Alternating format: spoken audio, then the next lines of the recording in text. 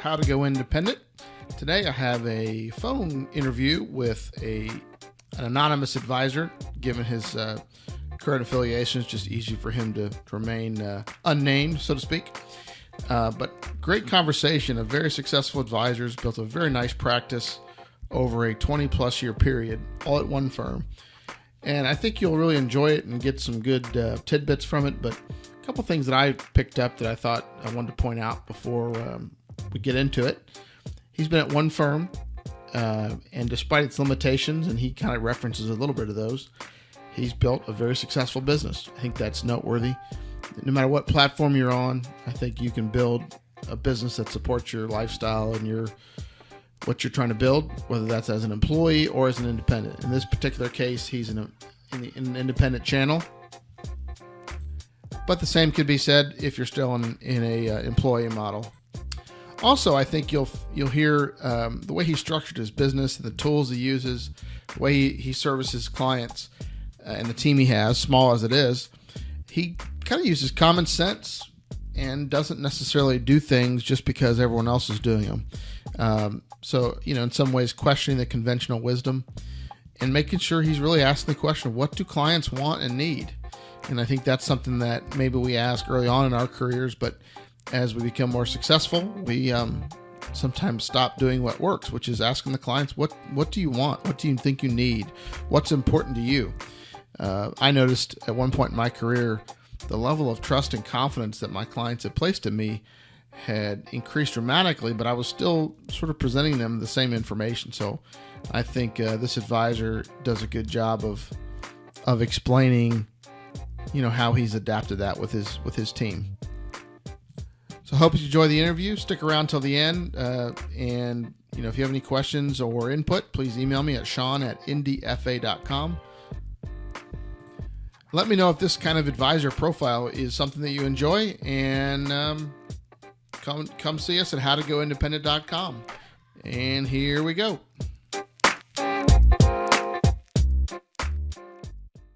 And when you started kind of on the employee channel and then migrated to a more independent type channel. Is that accurate? Actually, when I started, it was the only channel they had was an employee. It was an independent channel, but the way they structured the comp, it was more like an employee channel, but they called us independent. So I've been independent all my career. It's just the compensation has changed to match up with the rest of the industry over time. Gotcha. So you've had the flexibility to make those partnerships, buyouts, hire people as you see fit, pretty much the whole time. Correct. From day one, yes. So the only quote unquote transitions you've had have been internal policy and such, or migrating a practice to kind of into your the way you run it and that sort of thing. No firm changes other than just the evolution that most firms go through over time. Okay. Yeah, the only real changes we've had is the two name changes. We've been called three different things. It was changed twice on my watch, but other than that, it's just bringing in new associates and their books of business. Okay, very good. And one reason I wanted to talk to you, as I mentioned, is the fact that you had really no quote unquote assistance at right now. Kind of stuck out to me given the size and scale of your practice. Give me a little bit of background over those 25 years or so, or a long time. Have you had kind of more traditional quote-unquote assistants? And yes. What was your experience with them, and how did you find them? And kind of what were the different pros and cons and experiences you had? Yeah, with respect to assistants, I've had one traditional admin assistant, pretty much since I guess my fifth year, give or take. And, at first they're just secretary answering the phones and whatnot. But I got really lucky, and one of the best assistants within our firm became available, and she had moved into the town that I was in. And so I hired her, and so it kind of fell in my lap. So that was good. That was good for a number of years, and then that relationship changed. And so another perfect assistant fell in my lap. And, that went on for a while, and then she got a better offer. She left. A third assistant fell in my lap, was actually a relative, and she filled that space until she graduated from college. And so now the reason we don't have an assistant is because the last one graduated from college, and we realized we really don't need anyone to do that. We don't do a lot of copying. We don't have a lot of incoming phone calls. Everything's paperless. So we just had somebody sitting there, kind of twiddling their thumbs, and we found ourselves trying to find work for him or her to do.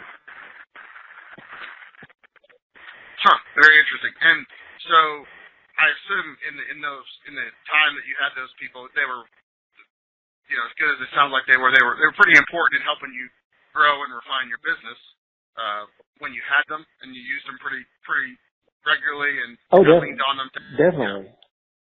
Yeah, and we did a lot of the old analog way. Basically, we a lot of outgoing phone calls to schedule appointments, a lot of copies, a lot of paper, a lot of filing, all those kind of things that went along with it. And now, we schedule our appointments through our CRM. Where everything's paperless, so we don't need any of that. I mean, if I do need an assistant, it's like 2 hours a day, maybe. And so, but now one of my associate financial advisors, basically his job has evolved to where he answers the phone calls that come in. We maybe get half a dozen a day. Maybe on a busy day we get a dozen. And so we can handle the incoming phone calls. Gotcha. Okay, so it was just a matter of, as you had the need to reassess this last go around, it was you asked, do we really need this, and figure out how to cover down on the duties that he or she, if you had an assistant type person, would do. Just kind of figure out who would do those and go from there. So the two advisors the associate advisors that I assume they're covering most of those duties at the moment, right? Right. Okay, so how did you find those two guys? I know you told me that I've slept since then, so give me my right-hand man, my wife, and he and his wife were friends. And she introduced me to him. He was working at Edward Jones. He had been at Edward Jones for 2 years. Didn't really like it there, and so he joined us after 2 years at Edward Jones. That was obviously as an advisor, right? Yes, obviously as an advisor. Originally it was going to be to bring in new clients. Probably wasn't really a good fit. We found out he was a great fit for the client service aspect of things. If you think of a wholesaler, traditional wholesaler relationship, one person goes out and does all the meetings, the other person does all the phone calls. That's kind of what we've evolved to. I do 100% of the face-to-face things. He does 99% of the incoming phone calls. Okay. And I know you, with your practice with those different towns that are, a couple hours apart, didn't you tell me that he hasn't met most of a lot of the clients that are over in the big city, so to speak, right? Correct. I'd say he's met maybe 1% of my clients, but he's talked to 100% of them.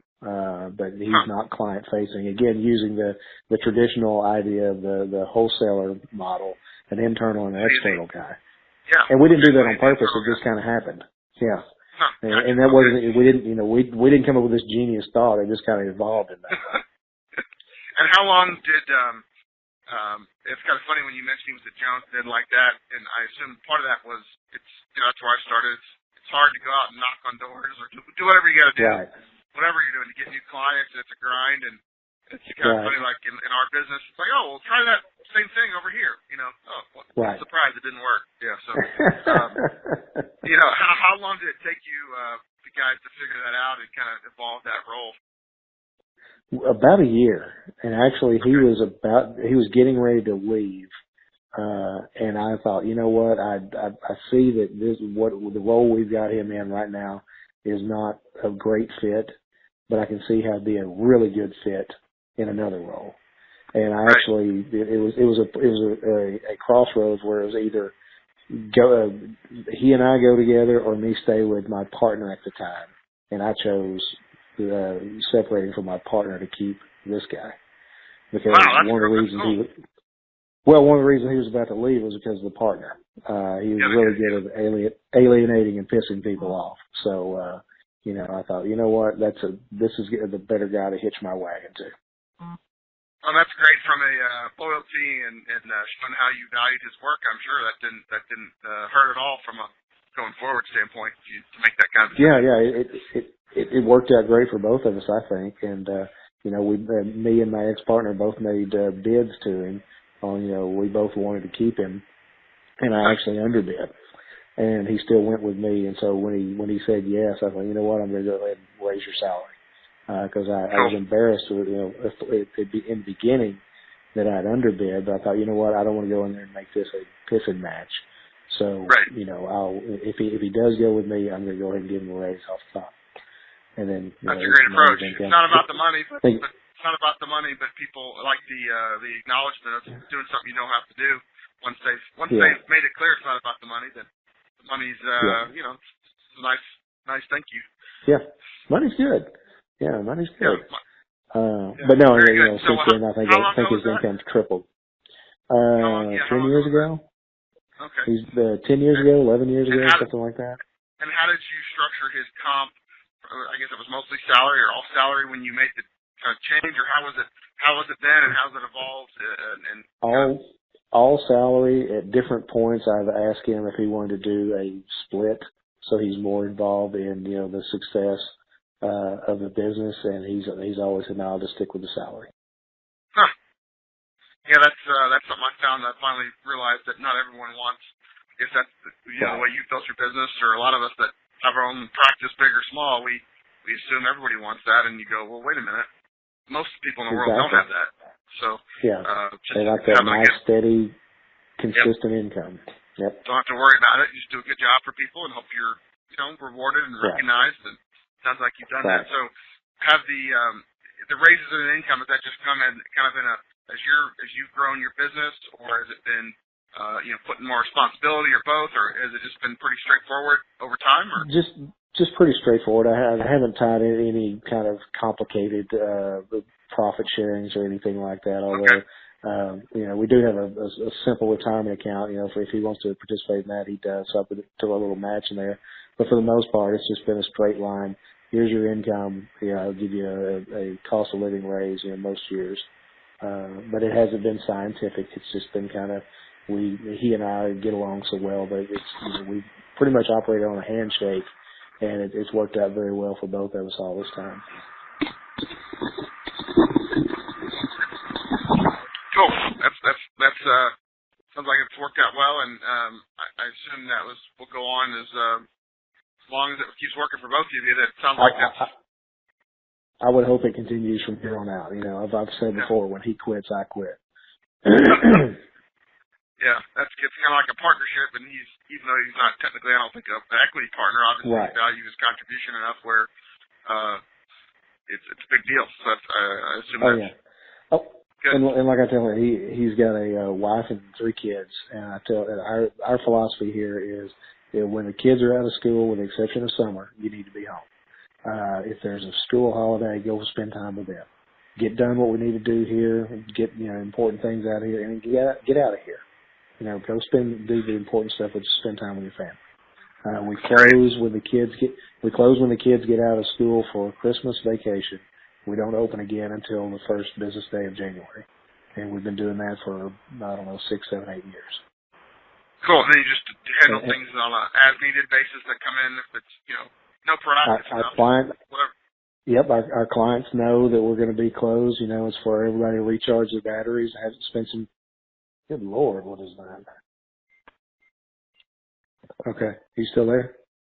Yeah, I'm here. Hello? Okay, I don't know if you can hear that out there. There's a really big buzzing sound.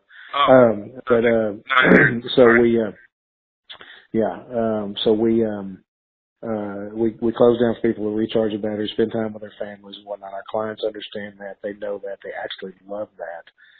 If they need us, they email. We check our email from time to time. We check our email every day, but if they need something, they can get a hold of us. But, defining a client emergency, if you ask them, is this an emergency? 99 times out of 100, it's never an emergency. In 25 years, I can't tell you the number of money emergencies we've had. It's less than 10. So. Yeah, the way we do our, in this field, hopefully, especially if you have the right clients and you condition people that maybe are a little nervous otherwise, very little should be emergency. It's not the business we're in. Yeah. And again, with most of the things, how we've ended up where we have just been a function of the evolution of the world in general. It's how things have gone from pushing paper around, making a lot of phone calls to, hitting a couple of buttons and things get scanned and things get, emailed or what have you. The world has made our practice simpler. We didn't come up with these genius ideas. It just kind of happened. I'd love to say I had all these great ideas, put this thing together, and look how much of a genius I am. That wasn't it. It's been a wonderful mistake that just a wonderful coincidence over my career that things have just kind of fallen in place. Yeah, what really excites me, I think I've told you, I love just the idea of the independent advisor model because I've only been independent for about 6 years, but as technology becomes available, it's really neat to be able to say, do I want to use that or not, and play with it, toy with it, and say yay or nay, versus waiting on somebody somewhere to approve something. And we're not talking about rocket surgery in terms of the technology, using a scanner or using email or using. I started at Edward Jones way back, and they didn't have email until 2006, which was kind of strange at the time. I left in 2005. To me, that's just. We all get to pick which CRM and which scanner, which computer, and and then if you use it the right way, it makes running a business and our business a lot easier on clients and therefore on us. It's pretty cool. Yeah. Well, and here's the thing: we can make it as difficult as we want to. And that's one of the things I've realized both personally from my practice when I had the advisor that kind of alienated a lot of people. He was very systems oriented, had systems on top of systems on top of systems on top of systems, and then systems to keep up with all those systems. And it created a lot of unnecessary work. And I remember sitting one day, I was like, we've got 7 assistants. I need 1. Why do we have all these people?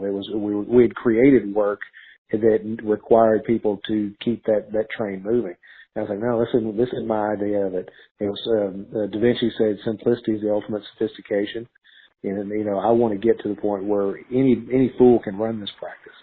And so, we keep looking for ways to simplify instead of, producing pounds of paper or making a lot of unnecessary phone calls. I've seen one guy in Austin has a radio show. He has, $400 million under management. He says he places 0 outgoing phone calls. He tells his clients when he brings them on, it's like a doctor's office. You call me when you feel bad. You can come in anytime you want. Then I talked to another firm, same company, that they do quarterly meetings with all 7 of their team members around the table at the same time. And so they're doing, they're overkill on the other side. Their profit margins are really small. The other guy's profit margins are really fat. You can do it any way you want to, and anywhere in between. Yeah, and that's where it's just setting the expectation with the client. I think, especially if we're newer or maybe not asking the questions, we think clients need and want a quarterly in-person meeting with 1 or 7 people, and then you realize if you really ask them or pay attention, a lot of people, some people might, but a lot of people, that's the last thing they want. They want someone to take care of their money so they don't have to, like the doctor guy. We tried the quarterly service model for a while, and we found that number one, we hated it because we were trying to find things to talk about, and number 2, when we finally started asking the clients what they thought about it, well, we really don't want to come in that much. We think everybody wants to come in. Yeah, you tell us to come in, so we think you know what you're doing. Yeah, so we'll come in. We think everybody wants to come in and talk to us for 2 hours at a pop, and I'm thinking, when I go to the doctor's office, I want to get in and get out. I don't want to sit around for an hour and a half talking about the charts or the x-rays or anything like that.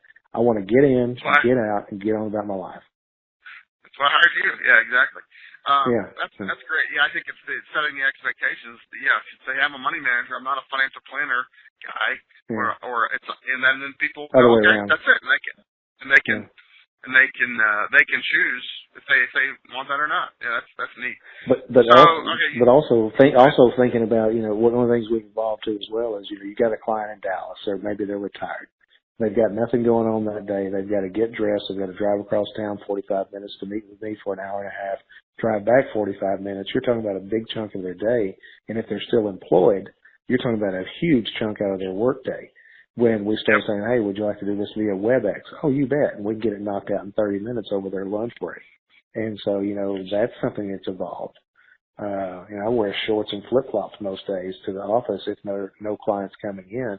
And even if they are coming in, I may still wear shorts and flip-flops.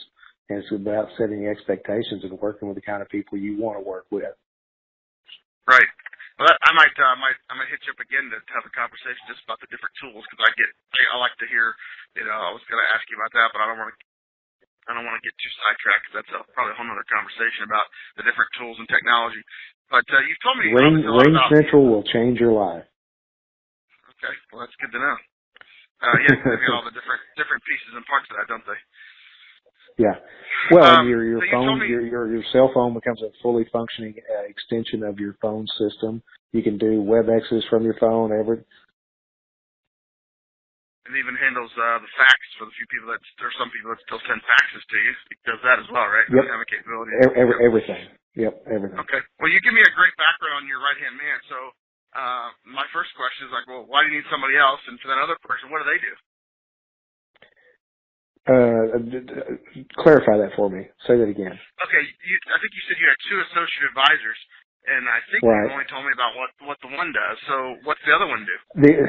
The other guy, he's been with our firm for 32 years, and at one point 5-6 years ago, he approached me about buying his practice and then hiring me to run it for me. And so I bought his practice. He's basically still in the same chair doing the same thing he's doing at a discounted rate.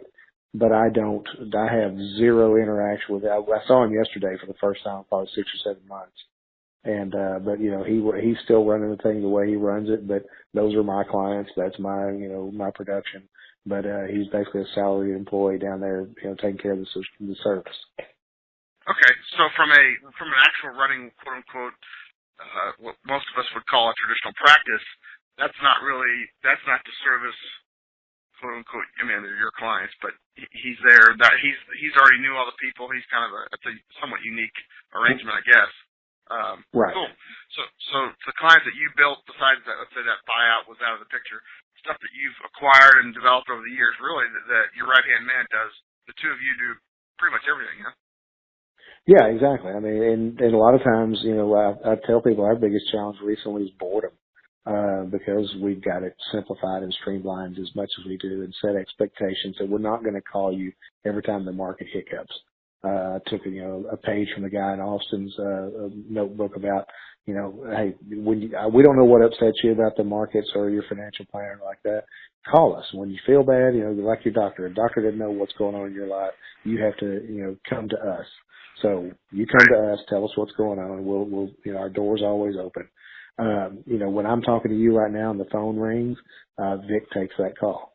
When I'm meeting with another client, Vic takes that call. So he frees me, and when I'm on vacation or I'm just, screwing around or something, he takes that call. And so he allows me the freedom to get out and do other things. And, the clients don't get voicemail and leave a message, and then I've got to track them down and then get their answer to them within 24 hours. They get the answer now. What about, what if both of you guys work pretty closely together, so you're kind of mostly both one of you is available, or how do you function if, or does that not come up very often, or that, voicemail? Well, if both of us are going voicemail, we tell our clients if you can't get either of us, then we're both busy, leave a message and we'll get back to you as soon as we can. Okay. But, so you don't, and I think it's all, no, it's very infrequent, but still it's about setting expectations early on. People are entirely comfortable with email, voicemail, text, whatever. Right. Okay. So it's not that you're promising there's a human that can answer every single phone call, but you just do your best to do that. One or the other, the phone rings. Interesting. Correct. All right. Well, yeah, it sounds like, I'm guessing you've got other tools in place, from in the system you've built, from a process technology and kind of your, ways you've gotten to where two of you can do everything. But, like I said, I might hit you up down the road for, sure. Ask you about those in particular, because I think that would be helpful. And not that everyone has to use the same tools, because I think, like you said about technology, there's in the world evolving. There's a lot of ways to get to the same place. If you're conceptually willing to accept that you don't need someone sitting there to greet the wholesaler or the cold calling salesperson that walks in or whoever. We don't meet with any wholesalers. We've cut out all those busy meetings. I rarely go to any of our conferences. I've skipped the last 4 national conferences. Tired of hearing them push product, that kind of stuff. But yeah, we've eliminated all the unnecessary stuff that we can. Cool. Yeah, I've noticed when we really audited kind of our receptionist at the place I'm affiliated with, I think a lot of her time is just stuff that doesn't need the computer could direct the call, the phone system could direct the call. If most of these people have direct extensions anyway, so they're getting important calls direct, right? And the not important calls that come to the front desk, and it's I know it makes it hard for a wholesaler to get a hold of people, but that's not really our concern from a business perspective. Right. But I mean, it's a virtual world, and more people are okay with it, being a virtual world. How many grandparents do you know that have iPads and iPhones, and they're they're increasingly more comfortable with doing that kind of stuff. And the fact that it doesn't matter necessarily anymore where your office is or where you live or how you want to reach out to them. Hell, we can Skype or we can FaceTime or we can WebEx or whatever. And it's amazing that the 75-year-old is okay with that. Now, not everybody is. We prefer face-to-face, but, it's an option. Right, and it can supplement the face-to-face. If that drive across town is, half as often or a third as often, that's a lot of value for everybody. And I've noticed even for that 75-year-old who's maybe not comfortable, they don't mind doing it, they're just uncomfortable with their capability of getting the thing to work. These relationships, a lot of them we have, are valuable enough that we can take the time to teach them and send them an email with here's exactly what to push, and they can do it. And then you've kind of helped them learn technology, feel more confident about their ability to use it, type thing. And not that that's our main value added, but it doesn't hurt. And then they can use some of that technology to communicate with their grandkids too. Exactly. Here's how you FaceTime, and here's how it's important to you. Other than us, you can talk to your kids and grandkids that live 6 hours away. Right, and that's fun when people feel you kind of taught them something they can use, and like a lot of things, it's just it's intimidating if you didn't grow up with it. Well, good deal, man. I appreciate your time, and I think that's kind of what I want to know. I sometimes I think a lot of people think if we have a business that's a certain size, we need this or that, because you look around and other people have it. But again, that's a lot of that is probably an artifact of a long time ago, like 5 years ago or 10 years ago. In technology terms, that's a long time. Where what do you really need to get done what you need to get done? So.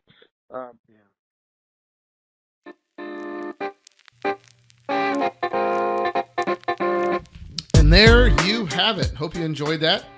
I look forward to doing more of these kind of interviews with successful independent advisors, most of whom will be able to talk about their who they are and where they are and that sort of thing. But I hope you still found that useful despite the undercover nature of the subject. Again, think about what's really important to your clients and what's important to you. I think a lot of times we're doing things just because other people are. And in the independent channel, that is not necessary. So very, very, very important questions to ask ourselves.